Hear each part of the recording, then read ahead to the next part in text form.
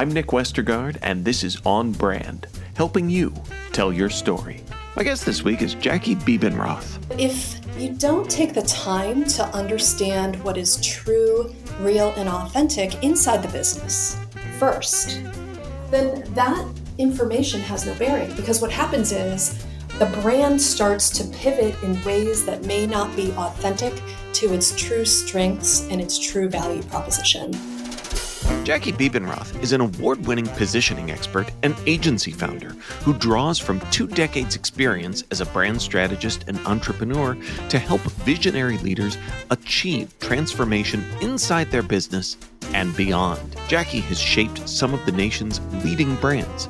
Using her own productive distancing techniques for brand strategy, she helps businesses evolve and define their true purpose, the why, so they can march forward with unwavering clarity and confidence. At her agency, Muse, she leads a team of strategists and creatives who are dialed into the needs of clients in nutrition and wellness segments, where behavior and lifestyle change is a prerequisite to success. My interview with Jackie Bebenroth is coming right up. But first, you may know you're listening to this show along the Marketing Podcast Network, but did you know there are other great shows on MPN to help your business? Steve Turney hosts a great podcast geared toward mental health marketers called The Boost.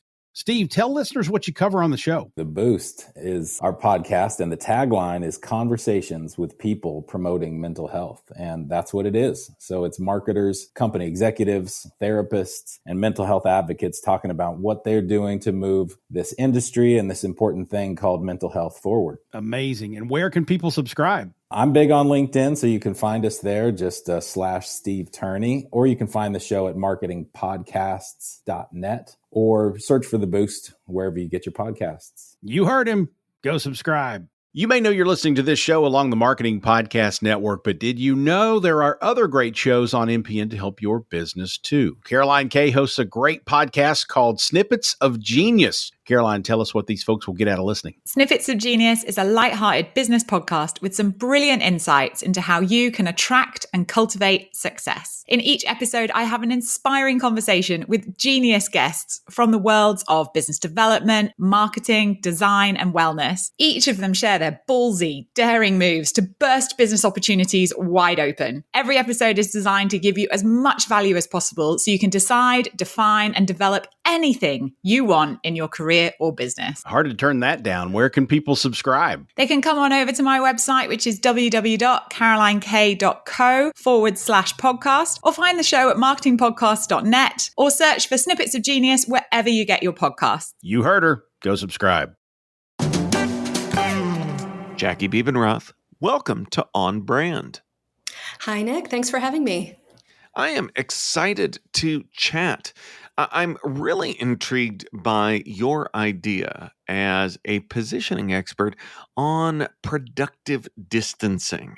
That sounds, we always, listeners of the show know that I love when things are named in a unique way, but this is a name that I have to know more about, because distancing, maybe it's just the COVID hangover. I think of social distancing. I think of something that we push away. You talk about productive distancing. So how can distancing be productive for brands? Oh my gosh, it's not just productive, it's essential. I mean, we've positioned over 80 brands over the course of the last 15 to 20 years. And I took a step back and I really looked at what is the common theme that most of these clients are dealing with and going through as they're exploring this positioning process. And one thing I hear most often is the phrase, "I'm too close to it." And so I started to think about that a little more. I don't know if you've ever said that, or this analogy I love to use is that you're inside the jar and you can't read the label. It's really, when you're working in your business, it's really tough sometimes to take a step back and see the big picture. And so, productive distancing is a series of techniques that helps you read between the lines of your own stories and find the true potential that really lives inside your brand. And that's what we use typically to position and evolve brands in a productive way. I love that. And your inside the jar metaphor is much better than what I go with, which is, it feels a little graphic sometimes, but I always say, we're like doctors, but it's hard to perform surgery on yourself. It's a perspective that doesn't work. So this idea of productive distancing for brands is, as you say, not just important, but it's essential. So, what are some of the first steps in arriving at the right amount of distance? Well, I think the first step is to realize that you have this problem. Not everyone is convinced that they do. I mean, maybe they're looking at different data sets and they feel like they have uh, a sense for a need for change and brand evolution, or maybe they feel as if they do understand that they're the direction that they need to go. And I think in many cases that may be true, but it's not always the whole story. And where the story starts, from my opinion, is inside the business.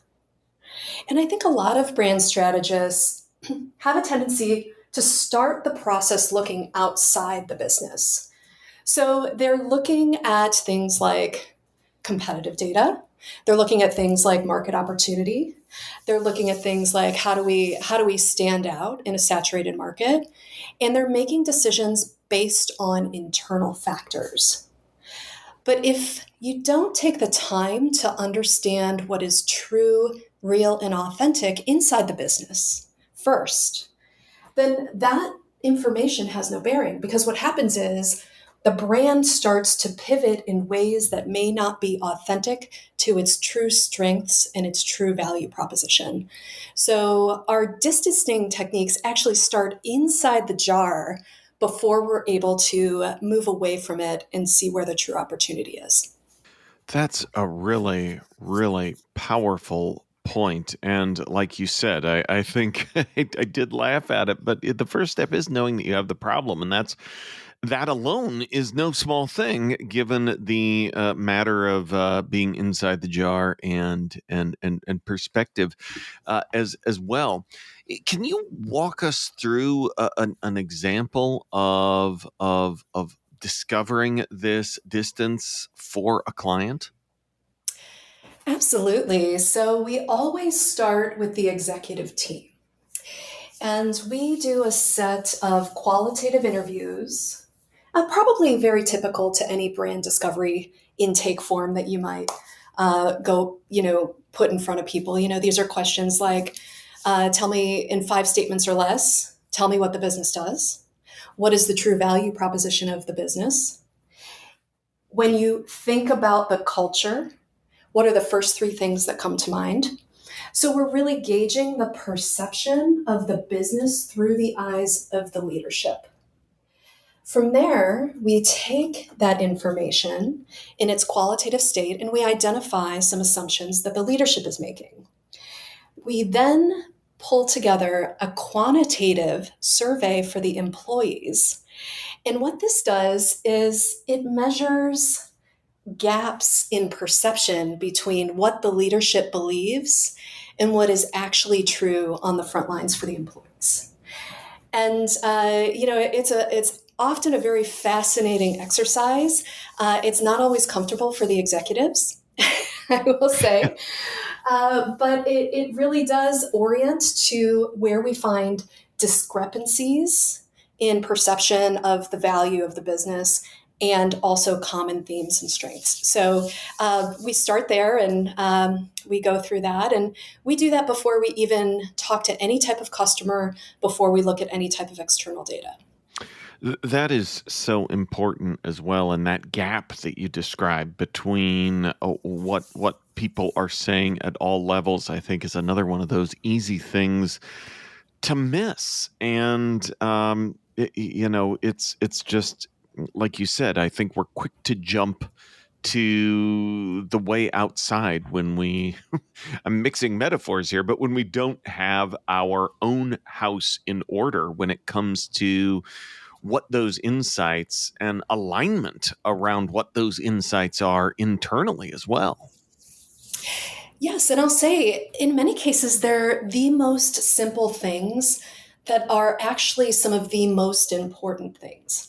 So, for example, in Positioning 101, we talk about this idea of what category of business are you in?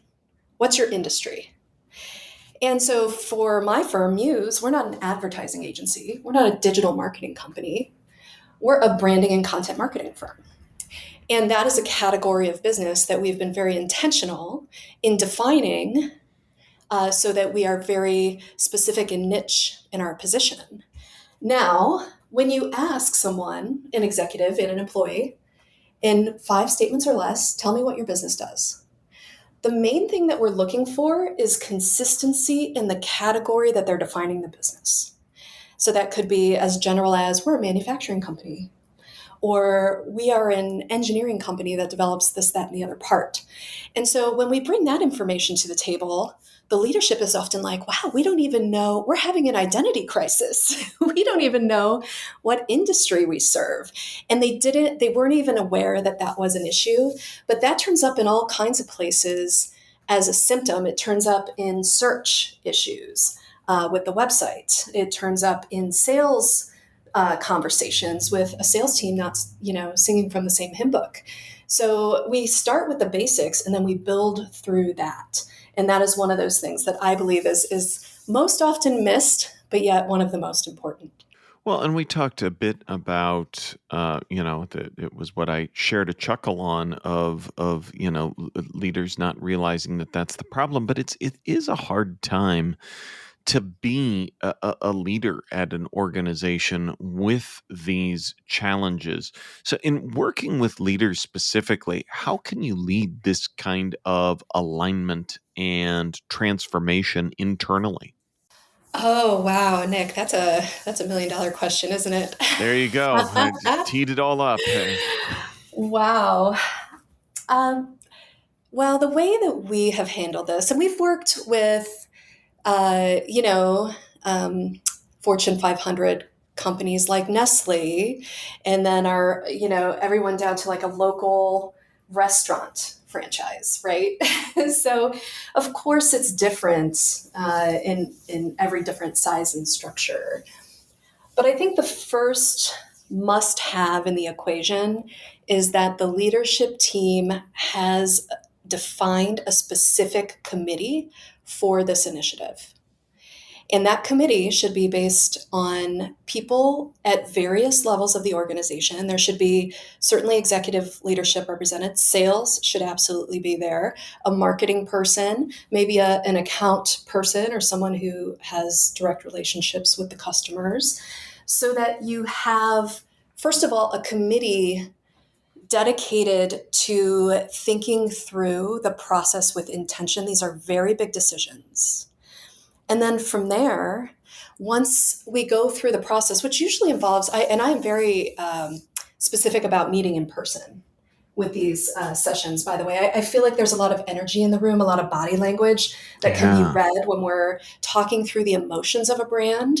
So we go through these sessions together, we make some assumptions, we validate and back it up with the employee data. But ultimately, that committee, not only do they make decisions together, then they also become ambassadors for the change throughout the organization. So I think that that's key. On Brand, we'll be right back after this. You may know you're listening to this show along the Marketing Podcast Network, but did you know there are other great shows on MPN to help your business? Seth Goldstein hosts a great podcast called Entrepreneur's Enigma. Seth, tell us what these fine folks will get when they listen. They will get me introducing them to some great entrepreneurs who have either found their way through the journey of entrepreneurship or who are entering entrepreneurship and can share their experiences. Amazing. Where can people subscribe? They can subscribe over at entrepreneursenigma.com. They can go over to marketingpodcasts.net, or they can just go to their directory of choice. I'm in there, and if I'm not, email me. Awesome. You heard him, folks. Go subscribe. You may know you're listening to this show along the Marketing Podcast Network, but did you know there are other great shows on MPN to help your business? Christopher Hines hosts a great podcast called Founder Success Methods. Chris, tell us what these fine folks will get out of listening. You'll learn how to really grow your startup and get the basic strategies to build a successful company. We show you all the details and all the strategies that you just can't find on Google, YouTube, or even other podcasts. Ooh, we're going to be lined up for this one. Where can people subscribe? You can search for the podcast Founder Success Methods wherever you listen to podcasts, or find me on Twitter at Chris Podcasting. Or go to marketingpodcasts.net. Now, back to the show. So when we were talking earlier, you mentioned that in addition to your expertise around positioning, that you're working on a lot of refreshes as a team. And walk us through that, because I think, that kind of fits our theme of these things that, we think are, it's a switch that we're going to throw, but it's a much bigger process to refresh a brand. Because what we're really refreshing, I feel like we think of it as the coat of paint a lot. And it's really something much deeper. It's really the brand strategy as well. Yeah, I like to use this story about personal growth. I often compare personal growth to brand growth because it makes it easy for people to really think about that in their own lives. And so when you think about how you show up in the world, Nick, I'm sure you're very different. You speak very different. You dress very different than you did when you were a teenager or in college even, right? And I think we all do. And especially those of us who are ambitious and strive for growth. And so when we're working with businesses who are also ambitious and strive for growth, it's very important for those businesses to take a step back and understand, I am a mature business. I am expecting to garner the price points of a more mature business, but my brand is showing up in the world as a teenager. It doesn't showcase the sophistication of our thought leadership. It doesn't tell the story of our unique value proposition. And it certainly doesn't look or feel like we present ourselves in person. So I think a lot of times you can't really put your finger on that. It's really just a feeling. It almost feels like my pants are too tight. Like I feel like I'm outgrowing, I'm scaling beyond the brand. And I think once you have awareness of that, you have to seek out the right people, the right team to help guide you through that change. We specialize in brand refresh because we are fascinated by evolution and change. And we are committed to helping our clients move through that change with processes that support them so that they can make decisions that are confident and clear. I love that comparison of clothing and how you're showing up and showing up like a teenager as brands.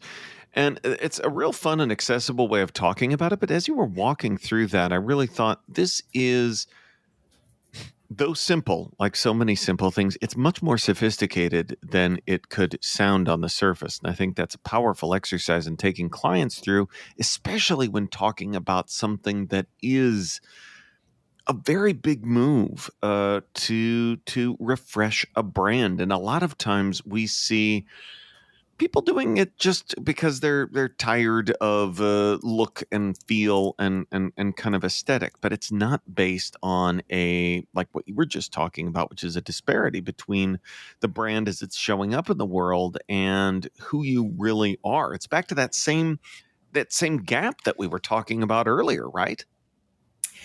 Yes, and I think it's important to communicate that a brand refresh does not have to be an overhaul. We don't have to chuck everything out the window and start from scratch. I mean, that's, as you know, very, very expensive, time consuming. It takes, 18 to 24 months to do it right in many cases.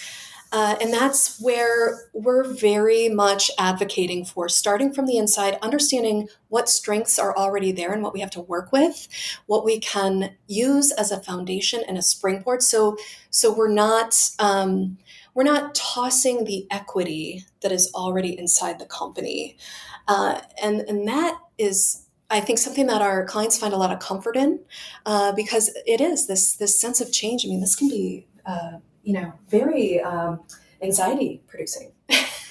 Yeah, say more about that, because I do think that that's, especially on the client side, that is a common conception and perhaps misconception too, that, oh, we're doing this, so it is, stripped down to the studs, gonna be different. But you mentioned a real important point of, almost sounds like, of not throwing the brand out with the bathwater. Yes, and stripping down to the studs, that's a great analogy to build on, because it is, I will say, a little bit like that domino effect. Like, oh, I just want to change my countertops, but now I learned that my, cabinets are rotting, and so now I have to change those. I think that you have to go into this process knowing the totality of the job in front of you. And then we can work resourcefully to avoid some of those bigger expenses, certainly. But where I see this, even if your listeners aren't family businesses, family businesses are one of my favorite types of clients to work with, because we often have an older generation who is looking at an exit. The younger generation has been trained to move into a leadership role. They have their own vision. They have their own mission and goals, and they want to build on the success of their parents. So the older generation is often very worried. They put a lot of blood, sweat, and tears into whatever equity is inside this company. And the younger generation coming in, we don't want to disrupt that.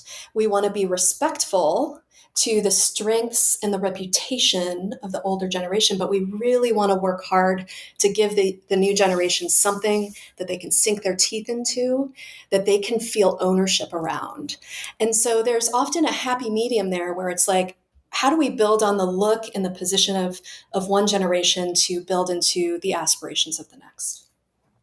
That is such a great point, and I love the example too of the family business there also. I'm guessing there's not a super easy answer to the question of, okay, so in finding that, is there, I'm going to overuse this metaphor of home improvement, but you got me thinking with the countertops and the studs. And, I think about, finding the studs and like a stud finder. Is there anything that you can know that helps you zero in on, okay, what are the important things that we shouldn't get rid of related to our brand? Well, this speaks to the next phase of the productive distancing process, which is moving from an internal orientation to align with an external perception. So when we ask the question of the employees and the leadership, how does XYZ company provide value to its customers? We often get a set of maybe 8 to 10 statements. They're all said in different ways, but they have these themes. We want to ask the customers that. And we want to ask the customers by filtering through segment or type or whatnot. And so that is like one of the primary questions that goes on our quantitative customer survey. We list those value propositions and we have the customers rank them. And most times they're different based on the filter of the persona, but quite often point 1 and 2 are the same. And so when we bring that back to our clients, they're like, whoa, wow, we didn't even think that was important, or maybe we did, but now we know we can build on that and really put more fuel to that fire and build that service set in a bigger, better way. To me, that's like almost like the center point or the spark that the new brand, the evolved brand, can really kind of hang its hat on and, move forward with some confidence. That's great. And I love that it too kind of addresses that matter of perspective that can make that difficult to see. And you can make that decision based on what your external clients, customers, audience actually thinks. Jackie, I've smiled a lot during our conversation with all of our different metaphors, and now it is my favorite part of the show because I get to ask you for a brand that has made you smile recently.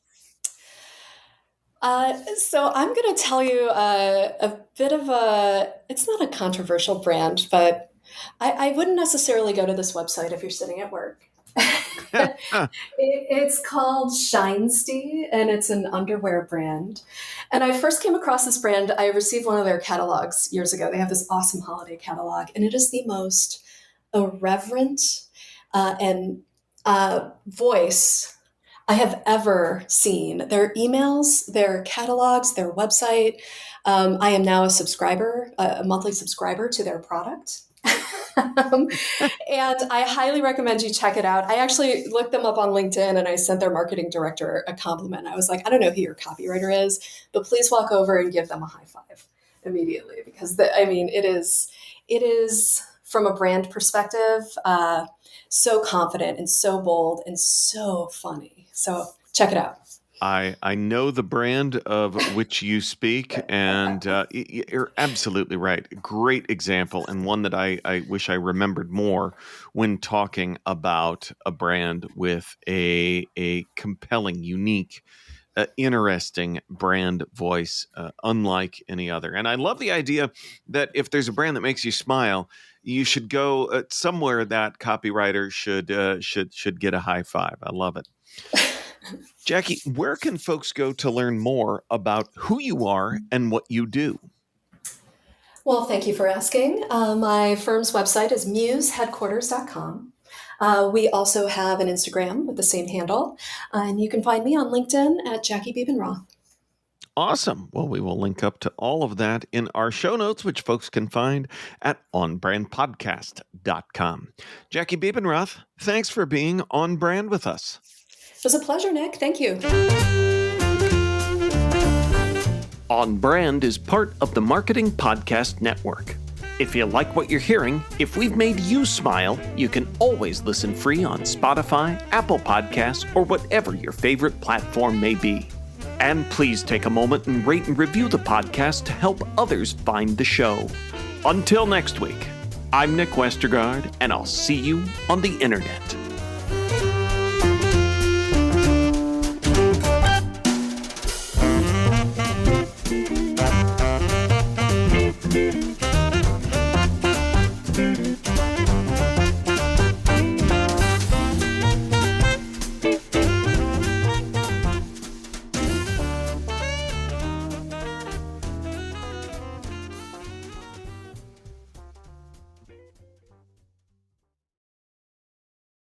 This podcast is heard along the Marketing Podcast Network. For more great marketing podcasts, visit marketingpodcasts.net.